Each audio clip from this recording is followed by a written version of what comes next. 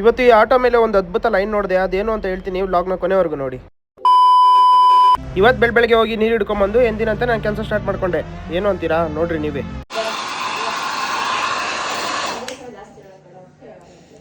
ನಮ್ಮ ಹೊಟ್ಟೆ ಎಷ್ಟು ಉರ್ಸ್ತಾವ್ರೋ ಆ ಭಗವತ್ನ ನೋಡಿದ್ರೆ ನಾಷ್ಟ ಮಾಡ್ಬೇಕು. ಆಮೇಲೆ ಚಿಕ್ಕಪ್ಪನ ಮನೆಗೆ ಹೋಗಿ ಇವನ್ನ ಮಾತಾಡ್ಸೋಣ ಅಂತ ಹೋದ್ರೆ ಏನ್ ಮಾಡ್ತಿದ್ದ ಗೊತ್ತಾ ಇವನು. ಅದಕ್ಕೆ ನಾನು ಅವನಿಗೆ ಹಿಂಗೆ ಹೇಳ್ದೆ, पढ़ाई लिखाई में ध्यान लगाओ, IAS बनो और देश को संभालो.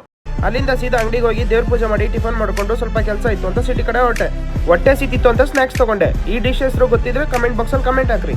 ಆಮೇಲೆ ಸಿಟಿಯಿಂದ ಬರ್ಬೇಕಾರೆ ಈ ಅಕ್ಕ ನನ್ನ ಹಿಂಗ್ ಕೇಳಿದ್ಲು, ಊಟ ಆಯ್ತಾ? ಅಕ್ಕನ ಮಾತಿಗೆ ಮರ್ಯಾದೆ ಕೊಟ್ಟು ಅಂಗಡಿ ಬಂದು ಊಟ ಮಾಡಿ ನಮ್ಮ ಹೀರೋಗ್ ನಾನು ಹಿಂಗ್ ಕೇಳ್ದೆ, ಕೆಲಸ ಇಲ್ವಾ?